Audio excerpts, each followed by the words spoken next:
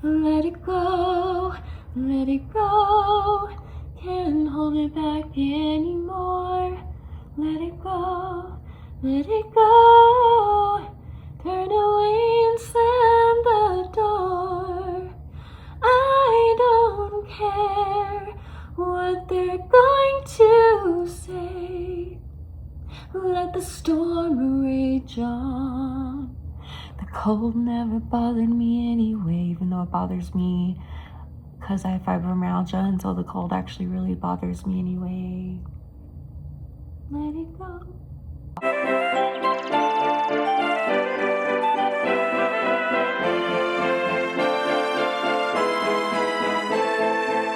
Oh, hi guys, welcome back to Educating Shani. I'm Shani and I'm recovering from an eating disorder. Hi Shani, hi! Welcome back to my channel. Welcome if you're new. You guys, I just had an appointment with my doctor and I wanted to tell you about it. We did a telehealth appointment because she's awesome. And Danny had to work today, so he couldn't take me. So she did it over the phone with me. We just finished, and she gave me the numbers to call the hysterectomy doctors. She gave me 3 different options for doctors that are women, because she knows that I have trouble with, I have trust issues with men. I mean, a lot of my surgeons in the past have been men, but like, this one, especially since it's such a personal, like a hysterectomy, and especially in my case, it's just a really sensitive topic, and she knows that, so she just recommended me some women doctors. So now I just got to call them and set up a consultation. And I just kind of wanted to give you my updated thoughts because a lot of you have been asking me about it. So for those that don't know what I'm talking about, I have endometriosis, and it's a pretty bad case. I mean, I'm sure it's not the worst, and I'm sure it's not the best, but it's not fun. I bleed 2 to 3 times a month. Usually, lately it's been just 2 a month, but there have been times where it's 3 a month, and I'll bleed for like 5 or 6 days each time. So I'm bleeding for like more than half the month. When I'm on my period, because I have endometriosis, it is excruciating. It's very, very painful. I have to take pain meds for it, like prescription pain meds for it. That's how painful it is. And then I also lose a lot of blood. I bleed a lot. It's very heavy, and I'm 41 years old, and for those that don't know, I don't have kids, and that's all I ever wanted was to be a mom.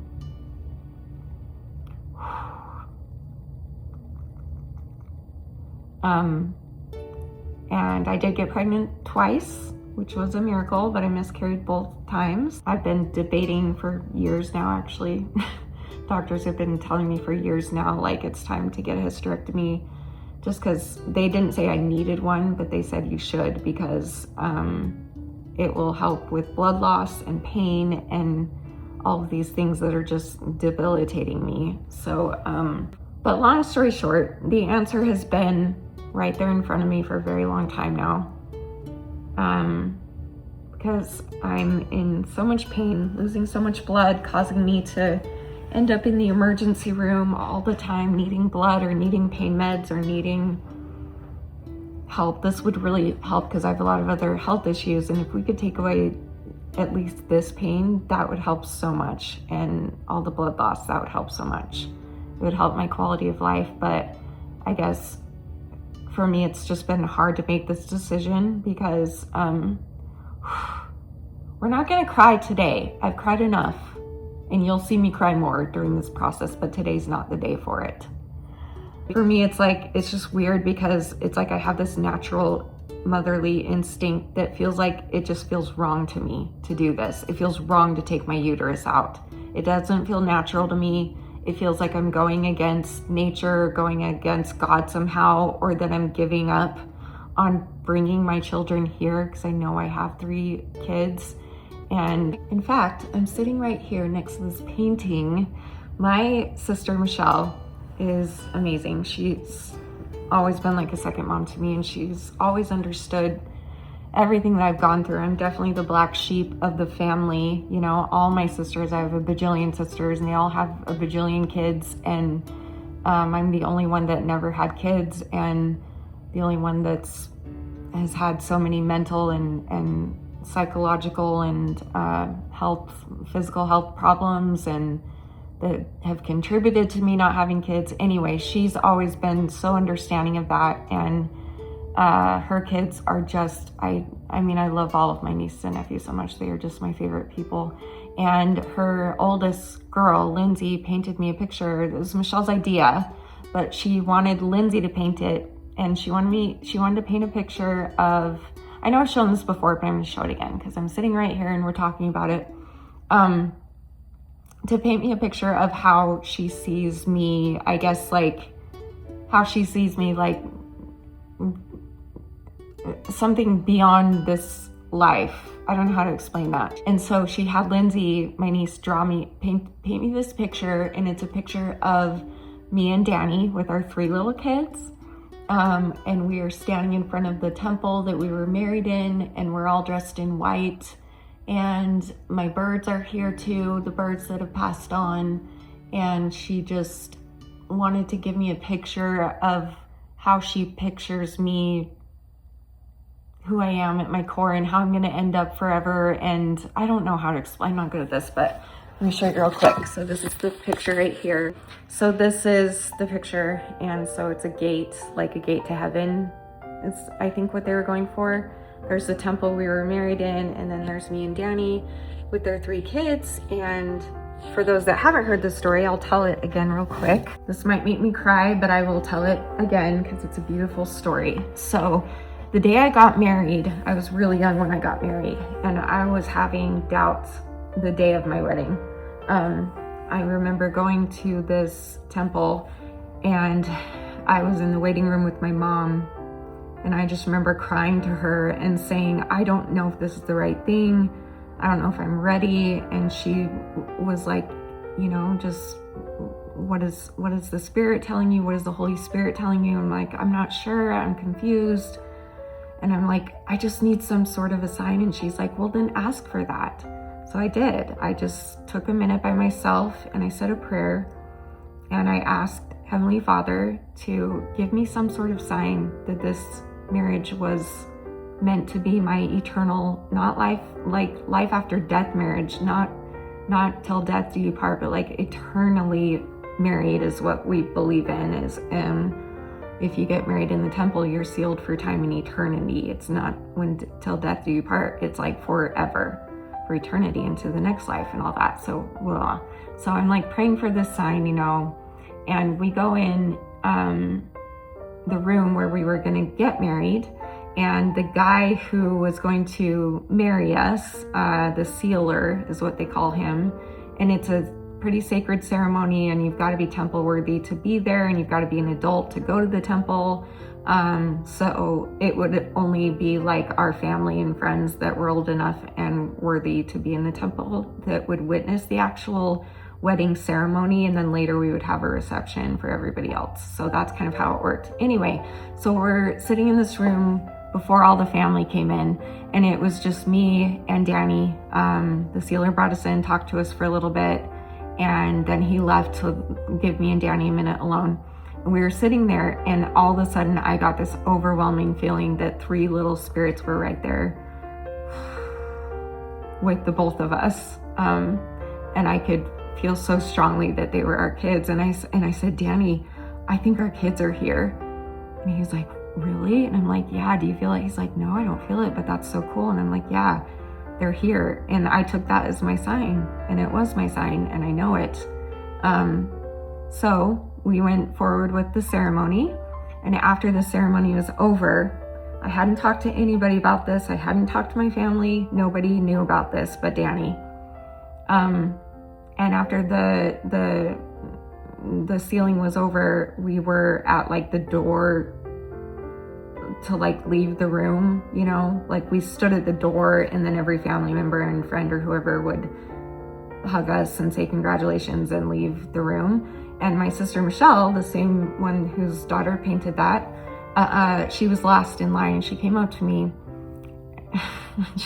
This gives me chills every time. She came up to me and she gave me a hug, and she whispered in my ear and she said, I feel your 3 kids here with you.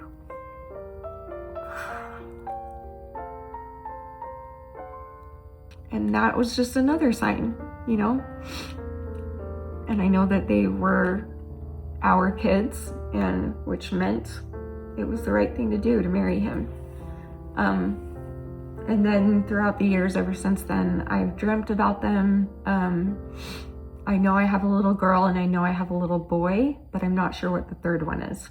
So she tried to like paint it, I guess, sort of gender neutral. So she did, me and Danny, obviously. So there's the little boy and there's a little girl. And then this one is kind of just, we don't know what it is, but anyway, so that's what I believe my family will be like in the next life for eternity. And I'm so grateful for that. And I'm so grateful for my sister. Why did I start telling you this story? What is this video about? What am I saying? Oh, so anyway, growing up, people were like, okay, what do you want to do when you grow up? Do you want to be a doctor? Do you want to be a lawyer? Do you want to be a veterinarian? What do you want to do? And I was like, I just want to be a mom. That's all I ever wanted. I just wanted to get married, be a mom, be a homemaker, the typical 50s women role. Like, that was my dream. I wanted that. I really did. And side note, I have mad respect, so much respect for moms, stay-at-home moms. That is the hardest job in the world. And being a mom in general is the hardest job. It's a 24/7 job. So that's all I ever wanted. But because of like both physical health issues and trauma with like sexual abuse and just also my mental disorders that I have, all of those things combined just made it really hard for me to ever get pregnant. And now I'm to the point where, or to have a baby, because I did get pregnant twice, but now I'm to the point where I'm 41 years old. I'm going to be 42 in October. And even if I were to be able to bear a child, which I'm not, my body is just so messed up. I have messed up my body from all those things I just listed, and then add on an eating disorder since I was 5 years old. Different eating disorders, mostly bulimia. We're not going to cry. Stop it. Like, I know that it's just not logical and it's not smart. And I feel like as their mother,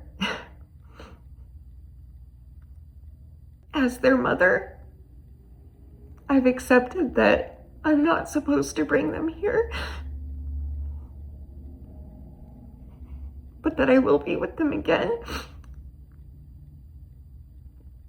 And that maybe I was sent here to go through all of these hard things so that to somehow prepare me for the next life where I will raise them. Because maybe they're just really special children that need a different kind of mom.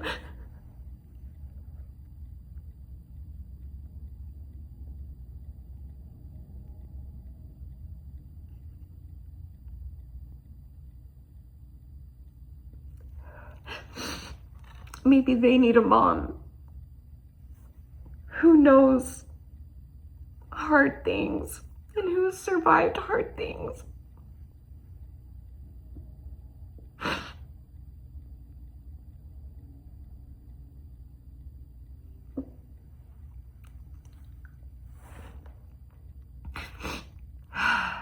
So, I know that I'm doing the right thing. It would be selfish of me to, at this point where my body and my mind are at, it would be selfish to bring them here, because I know I couldn't take good care of them here. Not with the body that I have here, and not with the brain that I have here. And for that same reason, I can't adopt, because I can barely take care of myself and my house and my birds and my husband. So anyway, this whole process has been really hard for me to like decide to finally do this. It's just so hard to let go of that little teeny tiny voice inside that's like, okay, but there's still a chance. There's always still a chance. There's always a 0.001% chance. People have done it. You know, maybe God still wants you to get pregnant and you don't know that. And what if you're going against his plan for you or whatever? But I think I have come to the realization that this is his plan.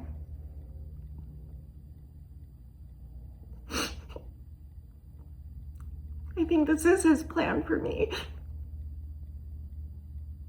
I think that he needed me to come here because he knew that other people needed me more on this earth than my kids did. They need me more in the next life, but in this life, you guys need me.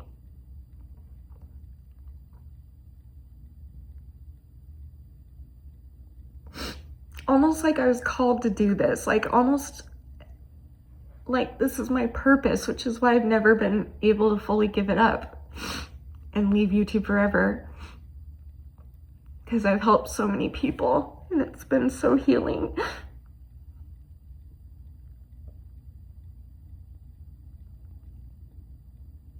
It's hard as hell, but it's been healing. Oh my gosh, I'm gonna get another cry grain if I don't stop soon. I saw a quote the other day, something along the lines of, for everyone who questions, like, why does God let bad things happen to us and whatever, and it was something like along the lines of, maybe he gives you those trials so that you can be strong enough to help somebody else that needs it. So I'm gonna have faith in that and know that this is his plan for me. It's not the plan I wanted.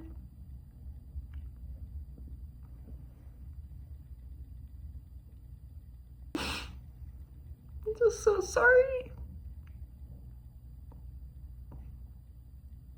It's so hard to have faith in this, even though I know it's the right thing to do. It's just hard, and I'm so sorry that I did this to myself, and I'm sorry to my kids that I couldn't bring them here, but maybe this was the plan all along, and I didn't know it yet until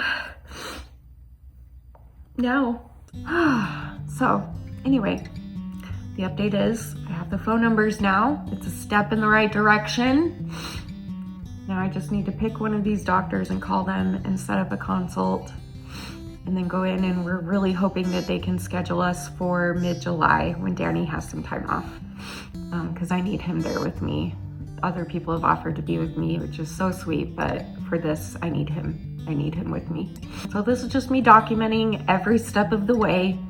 It was a tiny step today, but at least we've got the phone numbers now of the doctors to call and to set up an appointment. So I'm gonna go do that right now. And I'm really nervous about that. I'm gonna do everything I can to make sure that I keep my ovaries, because all the women in my family that are older than me anyway, like both of my full blood sisters and my mom and grandma and all of them had hysterectomies at my age or even younger than me. So they've all told me, like, make sure that you keep your ovaries if possible, because you don't want to be on estrogen for the rest of your life. And I'm like, okay, cool. So I know that that's what I'm supposed to ask for. I don't know much about that yet. So, and I hear that the surgery, it's obviously a serious surgery, but it's not as hard on your body as it used to be or something. So I'm interested to hear all about it and learn all about it. I don't know what's gonna happen. I don't even know how they do it. I have no idea. I've just been avoiding it until now, but I've made the decision, and last week confirmed it when I was in the hospital again, in the emergency room again, desperately dying, needing blood and in so much pain. And I'm just so sick of doing that every few months. It gets really tiring. So we're just really hoping that this will help with at least the blood loss, and hopefully that can help with more energy and help me be able to do more. And yeah, that's the update. Oh my gosh, this was supposed to be like an 8-minute video and I've been talking for 23 minutes. Okay, I'll try and edit some of it out. We'll see if I can do that. Anyway, just wanted to update you guys, and thank you again for your support. And anyone who's been through a hysterectomy, please, if you feel comfortable, please share your experience. I would love to know anything. Any tips, any, like, what do I need to know? What helped you during recovery? What helped you leading up to it? Is there any of you out there who are in a similar situation where it was really hard for you to do it? Like, mentally and emotionally? And if so, how did you get through it? Those types of things. So if you can let me know that, that would be great. And then, yeah, and I've got another video coming soon, so stay tuned for that. And thank you for watching, and thank you for your continued support. I love you guys so much, and remember forever and always that you're beautiful, you are worth it, and I am too. Thank you for watching. Bye. Love you guys.